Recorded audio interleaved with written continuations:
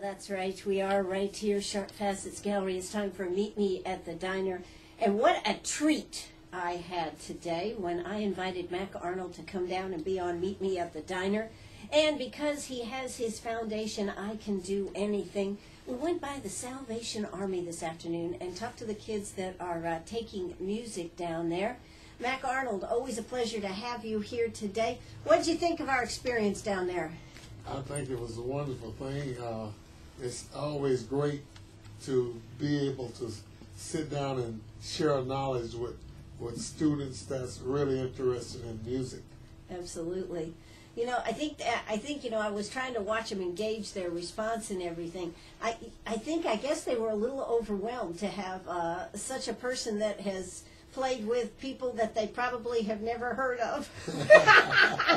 That's true. I mean, we were talking about Johnny Hooker and some of the other great Muddy Waters. Yes, yes. You played with all of them. That is true. I mean, and yet they were sitting there going, uh-huh. But what do you think when you talk to a group? I mean, this was a group of probably 7 or 8 to maybe 12-year-olds there. What do you always think about when you're talking to kids today? Well, I always look to the future, and I try to give them some idea of what can happen in the future. Their lives are ahead of them, and I feel if they take music with them, that'll be a great path and a great asset to their lives also. Absolutely. You know, they were pretty fascinated by your gas can guitar. And I don't think that, when they saw it, they were kind of like, this man actually plays this instrument, right? I bet that's the reaction you get a lot of times going into the schools with it. Yes, we even get it around the country when we play at different places. People just can't believe that there is the sound of music coming out of this guitar. And for those that don't know Mac Arnold, how did this gas can guitar come about? Well, one of my older brothers, his name is Leroy. He wanted the guitar, wanted my father to buy the guitar for him. And I'm from a family of 13 siblings, so and my father was a farmer. He did some sharecropping, and he did farming of his own. He purchased our property back in 1946, and he started farming the property. And my brother started wanting to get away from the farm, so he wanted the guitar. So my father said, "Oh no, guitar is not coming in this house." You know, back in those days, and if a person was really deep into Southern Baptist, the guitar didn't enter their house. So, so that was one of those cases. But my brother waited until my father went to Florida to pick oranges, and he took one of his gasoline cans and did little alterations on the can and made himself a guitar. Then this came from one of the teachers at school wanted everyone to create an instrument. Create a toy. So my brother wanted to create a guitar, so he took it to school and won first place, and I was just so impressed by it until I started playing his guitar, and this guitar has been in and out of the family since 1946. Wow. And it has taken me to Europe now for 6 times. Absolutely. We're going to talk a little bit about that. But what did your dad say when your dad came back from Florida? He didn't say anything. He just got a rope and hung my brother. No. Not literally. No, not literally. He didn't like that at all. In fact, he didn't find out about the guitar until a couple of years later, maybe, because the guitar stayed here all the time when I wasn't playing it. The can was missed immediately, though, because he was limited in gasoline cans, so he couldn't find his can. And when he did find out about it, it had became a guitar. Absolutely. And well, that was 1946. That was World War II. That is correct. That's right. And then we went right into that. After that, we went into the Korean War. That is correct. And so gas was at a premium, I do believe. Yes, at about 13 to 15 cents at the time. And look at it today; it's $3 plus. Yeah, yes, $3 there you plus. go. Yeah, but still, that was pretty unbelievable. No Yes. wonder he was a little bit upset. So he missed the gas can. Yes. And did anybody come forth and say, "I cannot tell a lie. I took your gas can, Dad"? No, we couldn't contact George. I couldn't get George Washington. We couldn't contact George, so no one came forward. Yeah, kids are still the same today, aren't they? They're still the same. Kids are going to be kids. They just need a little bit of training here and there, and a little discipline, and some means of positiveness. We have to stay positive, and things will be all right. Yeah. It's gonna. I have a friend, and I asked him, say, "How are you doing today?" He said, "Everything's gonna be all right after a while." After a while. Yes. It's amazing how your perspective changes, though, Mac, the older you get. Oh yes. I mean, I have a lot of friends now that say any day above the earth is a good day. That is correct. That is correct. Yeah. I say the same thing. I really appreciate life, and I appreciate the people that is very interested in what I'm all about, and it just makes life easier, and it makes the sun shine for me every day. Absolutely. Well, Mac, where are you originally from? I'm originally from Greenville County, South Carolina. Right up the road from us Right here. up the road from us here. In fact, we learned he lives right up the street from Happy Cow. That is correct. That's right. Right at Falk Shoals. Yeah. So Yes. now you were telling us about your farm, and I find it amazing that a guy who has been lived in California, lived in Chicago, played with all these great guys in the past here, unbelievable history, would come back to South Carolina and live on the farm. Well, it's always been a passion of mine to be a farmer. Although I sort of dodged the bullet when I was young. I had some uncles that used to tease me all the time from my mother's side of the family. And these guys always dressed up sharp as a tack. They were real dark complexion, real white hair. The hair was like platinum. And these guys dressed up sharp all the time. And I always wanted to dress up like them. And I said, well, maybe if I stick to the music, I can buy clothes and dress like them. Well, the first thing that came out of one of my uncle's mouth when he found out I was playing guitar, man, you need to stick to your day job. Go down there and tell my brother-in-law Jody to put you to work on the farm, so that's where you'll fit in. I said, oh no, I'm going to play this guitar all the way to Hollywood. And Well, you did. I think so. I did.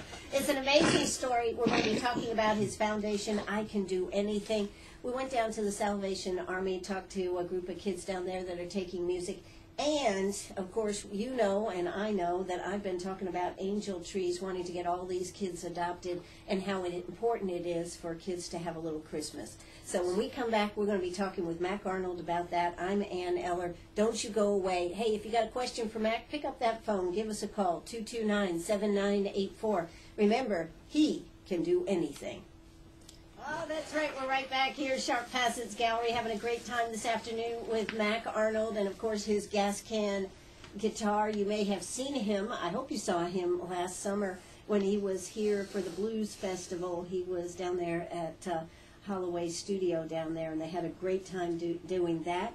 But he travels all over. And, Mac, you just came back, what, a month ago now? Well, not even a month ago, from Europe. It'll be 3 weeks Sunday. 3 weeks Sunday. Yes, it'll be 3 weeks Sunday. Have you recovered? Oh, yes. Yes? Yes. We're on automatic cruise when we go over there. Yeah.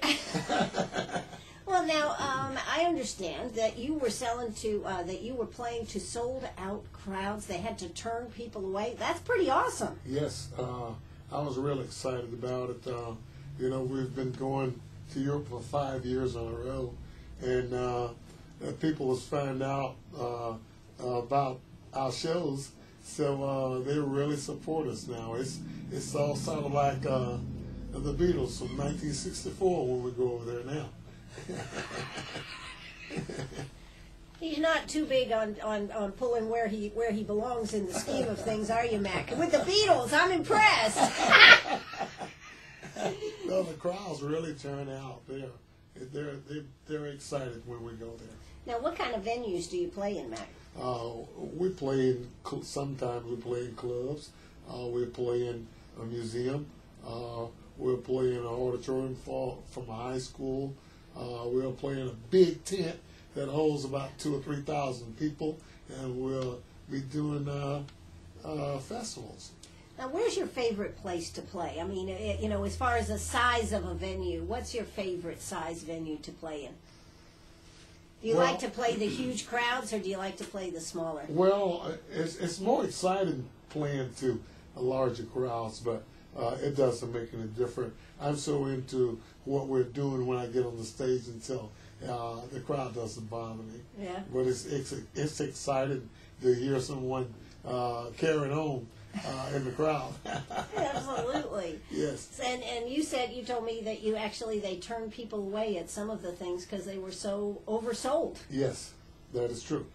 Some of the clubs, the clubs a lot of times they only hold 90 to 150 people or something like that.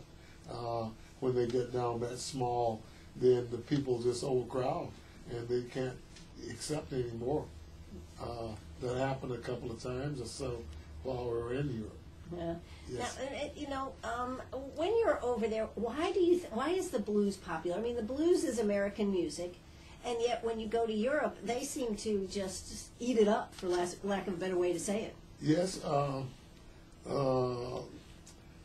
Everywhere we go over there, the people are really into the American musicians and the culture. Also, they just really like what we do, and they support it. Now, when you go to a concert over there, do they sit quietly and listen to the music, or do they jam and get involved in this type of thing? I've heard that they're more respectful and more quiet when they're sitting there. They are for the first half hour or so. It start loosening up after the first half hour. I make sure they start loosening up. So I work with them. So you don't let them be just quiet there. You're going to make sure they get involved in the music. That is true. Wow. That is true. You've had a lot of experience over your time with being a part of Soul Train and playing with Muddy Waters and all these people that you played with. When you were, 17, 18, did you ever think that the ride would be what it's been? No, not to the magnitude that it has been.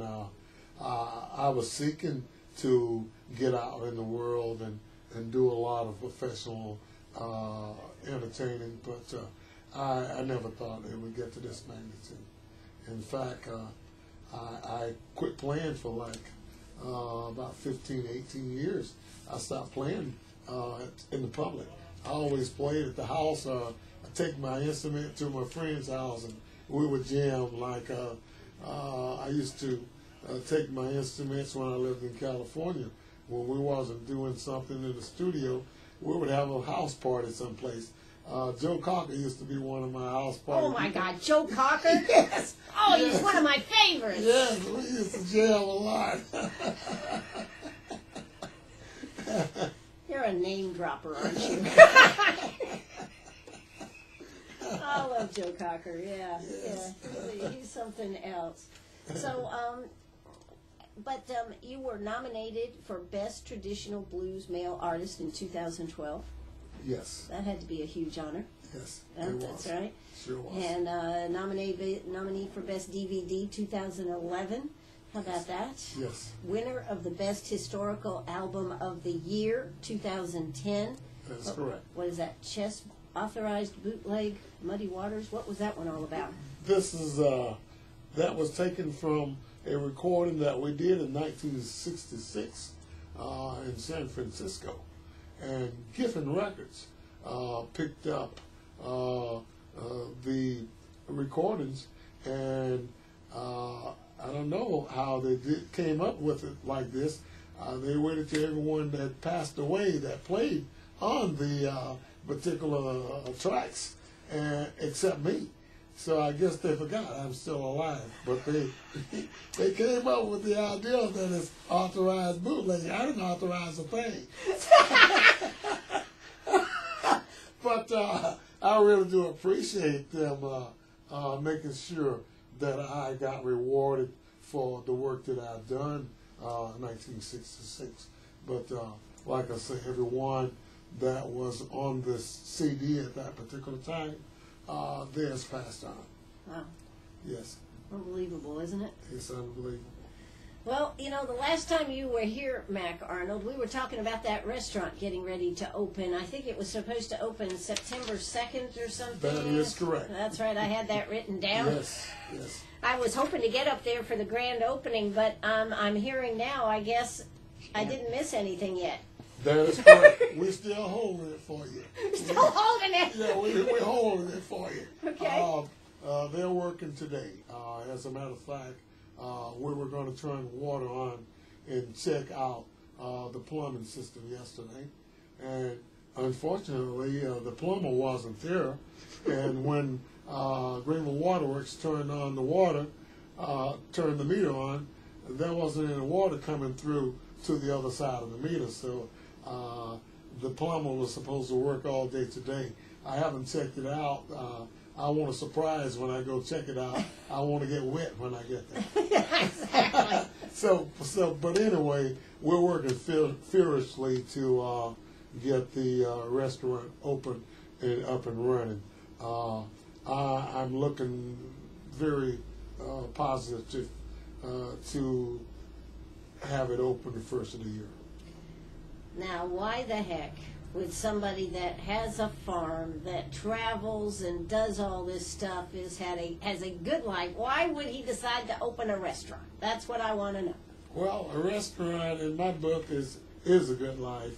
The people that's going to be running my restaurant they have the best food truck in Greenville. They were nominated for the best truck in Greenville. Wow. They're called Asada, and they're sort of like rock stars in their food business. They always sell out. They always come to West Greenville and set their truck up on First Fridays of every month. Mm-hmm. And they have a sellout. They have people lined up, like I say, like a rock star. So they were looking for some place that they would love to have as a restaurant and some place to prep their food for their food truck. And so I was looking for someone to run the kitchen, and we just, by the grace of God, we came together.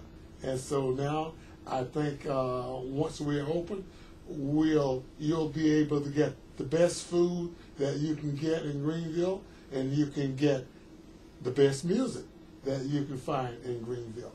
What a combination. Provided by Mac Arnold and Plateful of Blues and Friends. Absolutely. Yes. That sounds terrific. Well, we certainly hope you are going to get it open here the first of the year, and you'll have to make sure that I know about it so I can be promoting it down here in Greenwood. I definitely will. All right. Well, that sounds great. Hey, it's time for South Carolina news and a word from our sponsors. Don't you go away.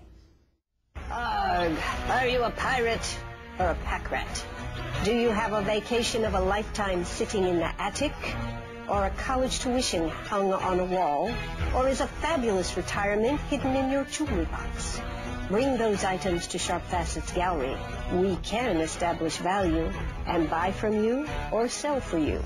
And so ends another chapter at Sharp Facets Gallery, 72 Bypass, and on the web, sharpfacets.com. Oh, that's right. It's right back here, Sharp Facets Gallery, Mac Arnold.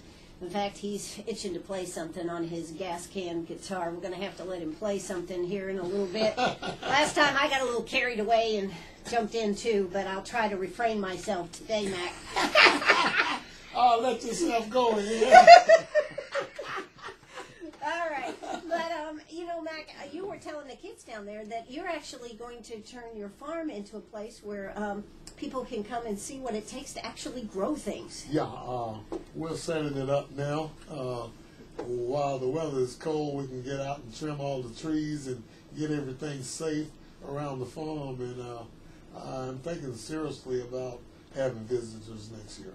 Yeah, that would be pretty neat. Now, I also understand that you plan to grow the food that you serve in your restaurant. That is correct. That's a pretty awesome undertaking. Well, I enjoy farming and I enjoy cooking also, and we just figured that, hey, if we can keep good food alive, the best place to do it is from Mac Arnold's restaurant. You can get anything you want That's at right. Mac Arnold's restaurant. What's the name of this restaurant now called? Mac Arnold's Plate Full of Blues restaurant. All right. Now, what kind of food you going to serve, Mac? It's going to be fusion. Mm-hmm. There'll be fresh vegetables from our farm, and there will be meat served with them. Wow. In tostado style, burrito style, taco style. What's your favorite type of food? You know, I fell in love with the fusion. You know, as a Southern person, I'm pretty much into barbecue and first one stuff and another like that. But fusion is a great way to go because you only have to deal with one source of food that may have some foreign substance in it, and that's meat. Yeah. But all the vegetables, I grow all the vegetables, and I don't use any fertilizer, any insecticide, or a pesticide. That certainly is an up-and-coming trend, isn't it, now? Yes, and you know, the food tastes different. Tastes different. It really does. Yeah. And South Carolina has really come a long way in promoting local farming and, farm to fork, farm to table. There's all these type of things that they're doing. So that's very much of an in thing that I hope comes back and stays with us. That is correct. And, a lot of these, what shall we call them, baby boomers, never really did much of any of this kind of stuff, did they? That's right. They step right into fast food. Yeah. Yes. And it makes a difference, doesn't it? Sure does. So, are you going to actually be cooking at this restaurant, or are you just going to be tasting? I'll be a special person. We'll have specials. Like I say, the barbecue, we can't let it go. We'll have special dishes like that certain days of the week or a couple of days a month. However, where we get it laid out. We're furiously trying to get open and get up and running and see what will really work. Right. But so far, for the food setup as fusion, that really works because people that's into fresh vegetables and healthy food, that's right up their alley. Absolutely. Now, what kind of the chickens and the cows and the meat and all that? Is that you're going to have that? Are you going to have that grown specially, or? Well, I have associates that does that. Okay. They have full range chickens, and they have farms set up commercially for organic growing for the pigs and the cattle. It's all set up through a food hub that we participate in once a year. We always get together at West Greenville Tech and have an event. I think it's the first Monday of February. So Yes. it's coming up again real soon. It's coming up real soon. And when we first started out 3 years ago, there were only about 60 people there. Mm-hmm. We're up to over 300 people now that is interested in doing farming. So Wow, that's terrific. It's really wonderful. Absolutely. Yes. Now, what is where is the restaurant located now? The restaurant is located at 1237 Pelhamson Street, West Greenville, South Carolina. And if you're a GPS in it, the zip code is 29611. Okay, all right. And that's in West Greenville. West Greenville, yes. Okay. So that really is a great area, isn't it? That West Yes, Greenville. this area hasn't had any development in over 30 years. And now the entire area is being redeveloped. We have adopted a name. It's called the Village of West Greenville, and it's the New Arts District of Greenville. So it's a lot of artists there, a lot of interesting things happen, and we always get together. All the artists come to town and bring their art that isn't in shops there already. If they're someplace else, they come there on every first Friday, from like 4 o'clock in the afternoon to 9 in the evening. The streets are full of people interested in art and having a secret eye out. A secret eye out. Yes. That's great. That's great. Now, you also have your own festival, don't you? Yes. We're coming up to our 8th annual Mac Arnold's Cornbread and Collard Greens Blues Festival. We have been traveling from city to city with the festival, and now that we'll have our own venue, we're going to have the festival at the venue starting April 23rd, 2014, and we'll run the Wednesday, Thursday, Friday, and Saturday of that week. Then after that, we'll take a little short break, and then we're going to take the festival to Florida. It's a big jump. Yeah. Yes, it is. We'll take it to Key Largo, Florida, and at the Bayside Grill, and we'll be there for 3 days in May. I think it's May 13th, 14th, and the 15th. We'll be in Key Largo, Florida. That's terrific. And we're going to play our way there, so we may add on some days of the festival on our way. And all the collard greens that we use for the festival, I grow them in my organic farm. And the festival is for the I Can Do Anything Foundation. And the I Can Do Anything Foundation is for the preservation of music and arts in public schools. So important, isn't it, Max? It's very important. And what we've seen the last few years is the schools have definitely had to cut back on programs, and music and the arts have been one of those that have been cut back. That is correct. And I work furiously to create a curriculum to take to the schools and try to cover what the grants don't cover in fees. That's Instead of charging for the performance, we always like to leave the school money for their arts and music departments.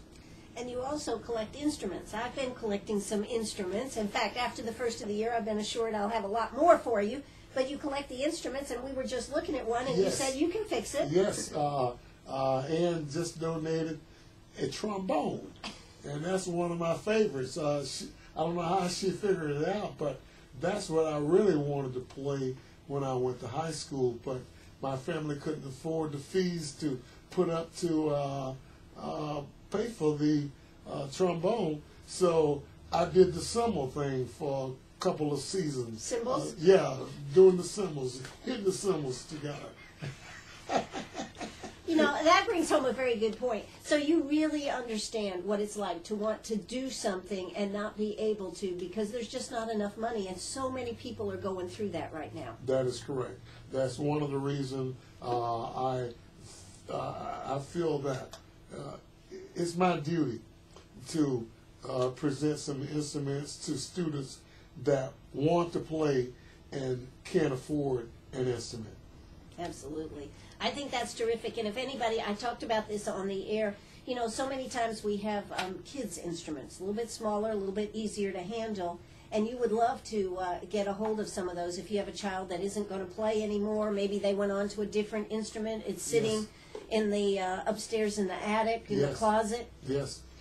And if it needs repairing, we'll repair it. So this is an excellent, excellent thing that I think Mac Arnold does. He does it here in the United States, but when you were in Europe, you went to some of the schools too, didn't you? Yes, we got the great opportunity to do blues in the schools in France for the first time.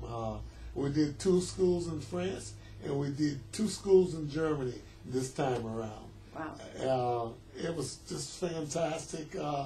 We had interpreters, and everything was wonderful. We even had musicians come up and play with us. So you like that, don't you? You like I people love coming right out of the audience and just being part, because that's what blues is all about, isn't it? That is true. That is true. Living a real life experience. That's what blues is all about. Yeah, and you were telling the kids how some artists, they only have just a few chords that they play. That is correct. But they play them over and over, and they mix it up, and it comes together. Yes, that is true. That is very true. So it's very interesting. I love having Mac Arnold, and his lovely wife Vonda is with us again today. And she's really the brains of the operation, but I didn't really say that. We're going to hear a quick word from our sponsors. We'll be right back. That's right. We're right back here with Mac Arnold, gas can guitarist, and he is sitting right across from me here. You know, one of the joys that I know that you get is performing. I think it always brings a smile. You were down there with the Salvation Army kids this afternoon and just enjoying yourself. You could just see you just were really enjoying showing them just a few little things about playing and being involved in music. You enjoy it, don't you? Sure, I really like it. It gets me through the day. Gets you through the day? Oh, yeah. I think it's gotten you through life. Definitely. Yeah. Definitely. You're correct. And when you know, you're very fortunate, Mac, to have found a love and something that you could, make money at and still love. How many people work at something that they just never are really happy with? And you've been very fortunate. I sure have. And the people that you have met, God, I can't believe it. Every time we sit down, you just throw out another name, and I'm just dying over here. Going, wow, I am so impressed. But, you know, do you have anything you'd like to sing for us today? I mean, I always get a charge out of hearing you sing with us here today. Well, since we've been talking about the farm and everything, I'm going to do a song that my brother encouraged us to write this song. It's about him and my dad on the farm, and he never wanted to farm. And my father always complained to him about standing around not farming.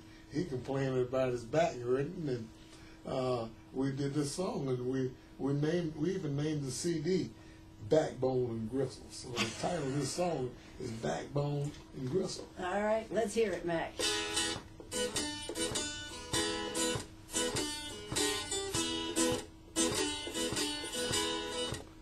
When I was a young boy, down on my daddy's farm, he used to tell me, son, work is very hard, but if you listen to me and do as I say, you'll be a man we all can depend on one day. And right now your backbone ain't nothing but a gristle. And right now your backbone ain't nothing but a gristle. Well, I was 13. 80 acres, 2 mules. 2 mules. You kept us all fed. Yeah, made sure we all went to school. Taught us manners and respect. And what the good book say. You said, son, you'll be a man we can depend on one day. But right now your backbone ain't nothing but a gristle. And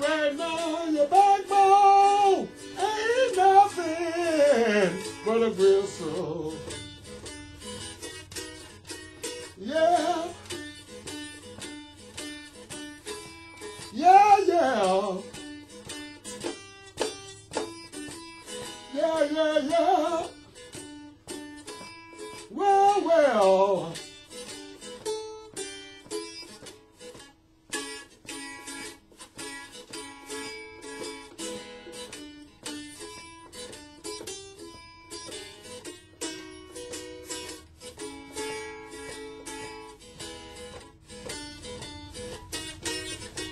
Well, well, well,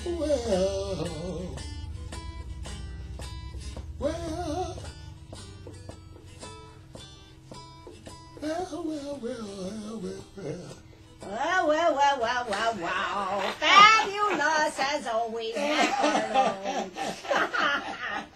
You know, it is all about a lot of back-breaking work some days, isn't it? yes, it is. That is the truth. Yeah. But then at the end of the day, you said, "Phew, well, that sure was good." You know, and I think that's one of the things that our country needs to get back to, Mac. You know, I say that all the time, especially when we're in Europe. I look and see what we looked like in the 50s. Mm-hmm. Farms everywhere. There is villages every maybe 10, 15 miles. You'll see a little village here. And outside of the village, it's surrounded with farms everywhere.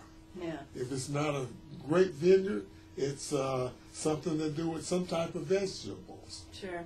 And that is one thing that is hurting our country, is that our people are not working. And this is a shame, because it's very hard once you've been unemployed for a long period of time. It's hard to get back to work. Sure.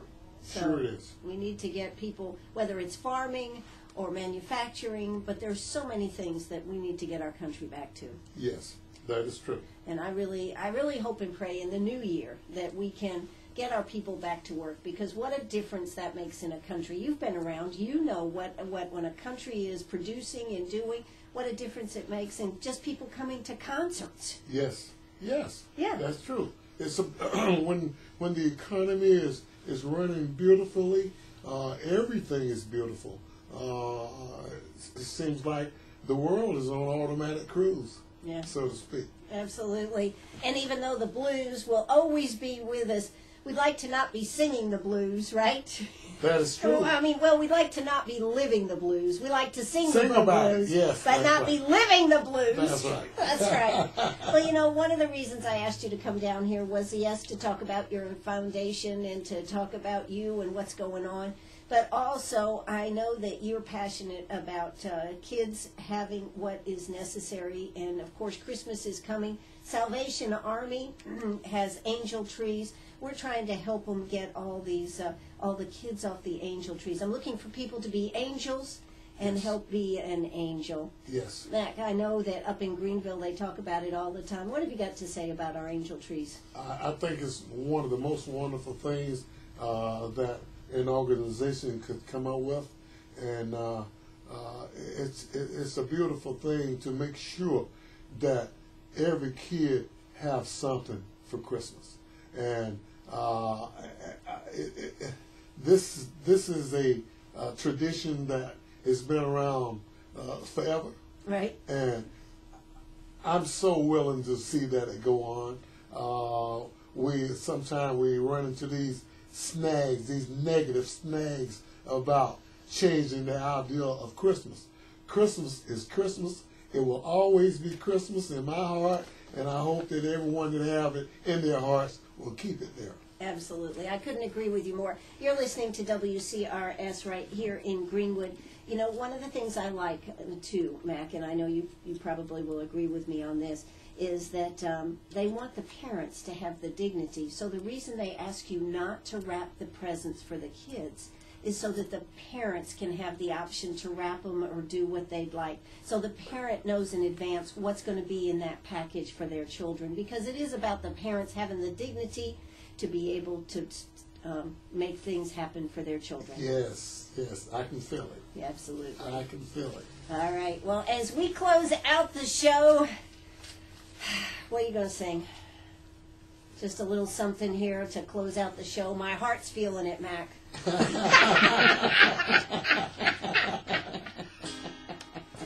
The spirit is coming over me here, Mac. What you got? My song for my CD is entitled Buster. Buster?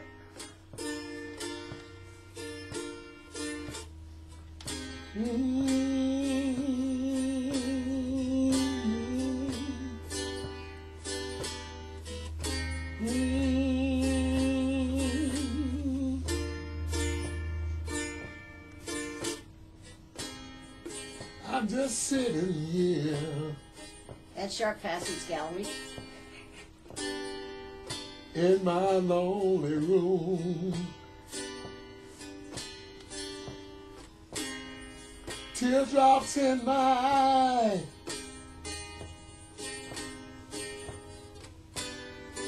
There's nothing I can do. Give me a roll, give me a roll.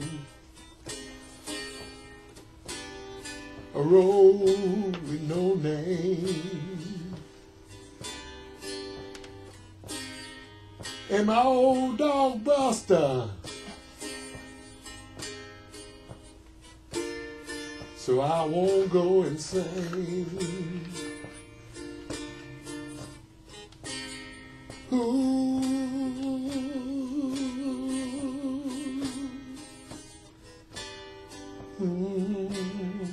Merry Christmas to everyone.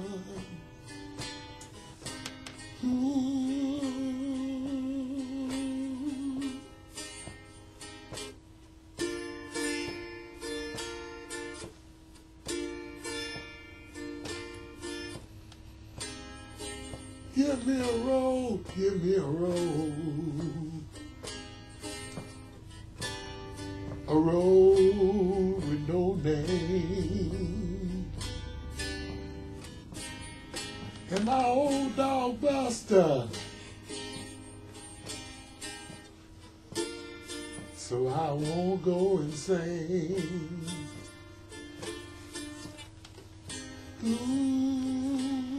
Oh, I tell you what. We need to say Merry Christmas to you and your lovely wife, Vonda. Merry Christmas to all my friends. And you got to come back real soon. Ooh, I love Dennis. CRS.